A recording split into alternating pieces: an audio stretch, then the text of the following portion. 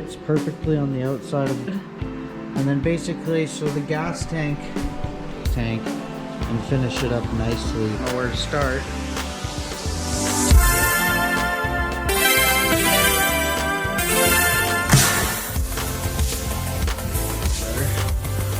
Today,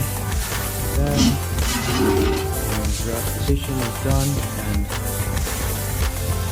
build a motor mount, air controller, just got screwed through. You just take either that bolt off or that bolt off.